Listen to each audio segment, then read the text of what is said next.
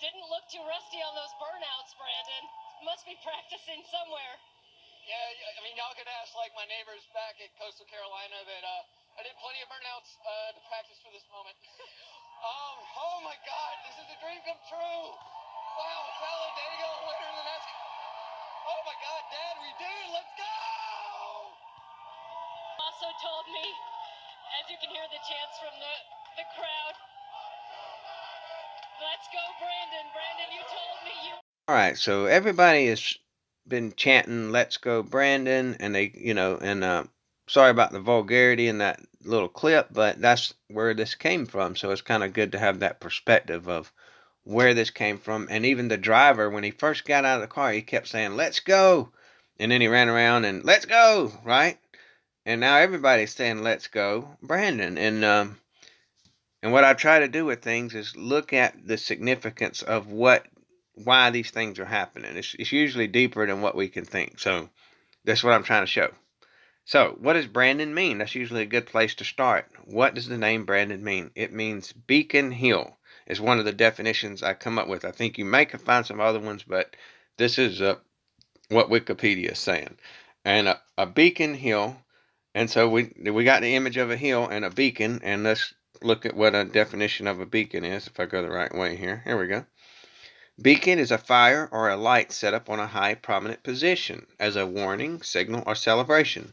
So you mean to tell me that everybody is chanting, "Let's go a fire on a hill," as there is a massive fire on a hill going on right now in La Palma Island that the earthquakes there started on 9/11, and then the actual eruption started exactly 280 days after they started putting shots in the arms of, which 280 days is the gestation period. Anyway, I don't want to get off into these rabbit trails too far. They're in my other videos. So, but the main point is here is that why is everybody chanting "Let's go, Brandon"? What does that actually mean? And everybody is saying, "Let's go a fire on a hill," right? And okay, well that's kind of interesting, right? So let's look a little bit even more deeper. All right, this is the name of the actual volcano, Cumbre Vieja, whatever. I can't really say it, but it means old peak. And so that immediately takes me to in my mind, it takes me to a long video I did about the Daytona 500 that happened in 2020, right before everything else started happening. And there was a message in that ending of that race that involved all the cars that were in that wreck. But it looked into the numbers of the cars, what the numbers of each car meant in the Strong's Concordance, and what the names of each driver meant. And anyway, there was a car that spun out mankind. And we're going to look at that real quick. That's one little rabbit tail we got to jump off on for a second. And here it is. This is the car that did it, right? And it was a number 12 car. And what's right there on the front of this is the car that spun out mankind in that race. And right on the front is a peak. It says peak. Actually, the driver of the car's name was Ryan Blaney, and his last name meant a peak. So here we got the peak right here, a mountain, and it looks like it's underwater, right? Because there it is. And its whole hood is blue. And the number 12 car, you just got to watch. I'm telling you, if you haven't seen the Daytona, what I call it, the Finish Line Ahead series, I've done it in a 7-part series. It's very much important for you to get that understanding before you can probably understand the rest of this stuff. All right, next. So here we got his car. This is Brandon Brown's car. And this is what everybody was chanting, right? And he even got a car and said, "Let's go." Okay. And his number of his car is 68. That is the next thing we're going to do. It's like, well, we better go look at that in the Strong's Concordance and see what that means. All right, here we are. So, looking up, all you do is type in, look up 68 Strong's Concordance. It gives you two definitions. It gives you what it means in the Hebrew and what it means in the Greek. And in the Hebrew, it means a stone. Well, does that fit? Yes, actually, that does fit, and that brings a Bible verse to my head that we're going to look into. And in the Greek, it means a field, and that also brings a verse to my thinking that we are going to look into. All right, here we are in Revelation 18, and I like to use I look at Revelation 18 Strong's because it gives me a number with each word that coordinates with the Strong's Concordance. So I can, kind of helps me remember, and I could look it up later. So, and sometimes it makes a connection for me. And when I seen that stone, it made me think of Revelation 18:21. And this is about the fall of Babylon. And a mighty angel took up a stone like a great millstone and cast it into the sea, saying, Thus with violence shall that great city Babylon be thrown down, and shall be found no more at all. And the voice of harpers and musicians and of pipers and of trumpeters shall be heard no more at all in thee. And of no craftsman of whatsoever craft he be shall be found no more at all in thee. And the sound of the millstone shall be heard no more at all in thee. Well, anyway, that is what I was thinking of, and that is the fall of Babylon, and it happens quickly. It says, the Bible says it's like 1 hour happens, the judgment happens, and it's thrown down in 1 hour, and it's a stone, and it gets thrown, and the angel throws it into the sea, and says, Thus with violence shall that great city Babylon be thrown down. And even this part about, I don't want to get off on this rabbit trail too much, but it says the voice and the musicians and the pipers and the trumpeters shall be heard no more in all of thee.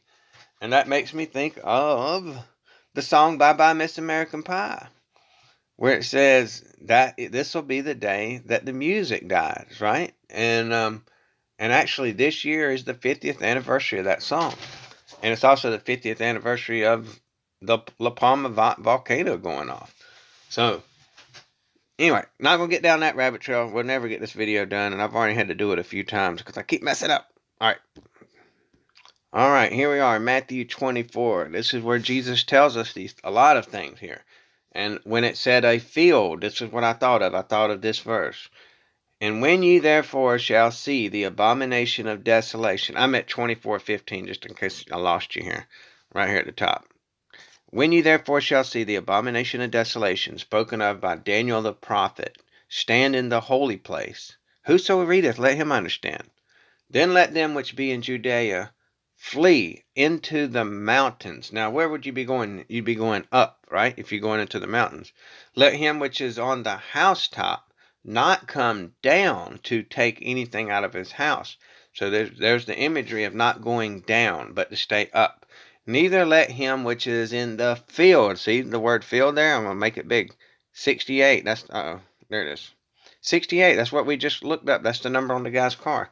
Return back to take his clothes. Wow. All right. So just putting this thing together and hope this is helpful. And I think there's something else I want to look at. Next. All right. So I'm going to finish it up like this. Be prepared. Get prepared. That's what I would say. Don't get panicky. Don't get, have a plan. Have a plan to move up to higher ground if you're close to sea level. I live kind of close to sea level, so I got to have a plan to get up out of here a little bit if that happens. Because I see prophetic events taking place in all sorts of different areas. You see, we see our government out of control. We see forced injections going on. We see them coming for the kids. We see all these things happening, and they're happening so fast that we're having a hard time adapting to it. But what I'm making this video for is to just hope that it kind of is helpful to somebody, to be as a warning, because warnings are there for a reason, so that you can get prepared. So when I see everybody chanting something and I look into it, and that's what it means. It means let's go a fire on top of the hill. That's one of the definitions you could look at, and then that means we need to start getting prepared, and I think things could escalate very quickly. Here we are in November, and in just a few days it'll be 11:08 and then 11:09, and those days I believe are very significant because of last year We had Alex Trebek died, I believe, on 11/08, and that was like a warning of jeopardy. And here we are, kind of like a year later, hitting the same time frame. So, not to cause panic and not to be Chicken Little, but start getting prepared. The Bible warns us of some rough times in the end, and our hope is, our hope is in Jesus Christ. He's coming back. Now, either we can endure until he gets here, or we don't know exactly how all that's going to go, but it's going to get rough for a little bit. Babylon falls. From best I can tell when reading the Bible, is that Babylon falls, and then the beast begins to start to take over the system, But this system comes down, and now you got governments and all talking about build back better and all these other things, and we're on the 46th president. So, get prepared. I hope this information was helpful to somebody. Thank you for watching.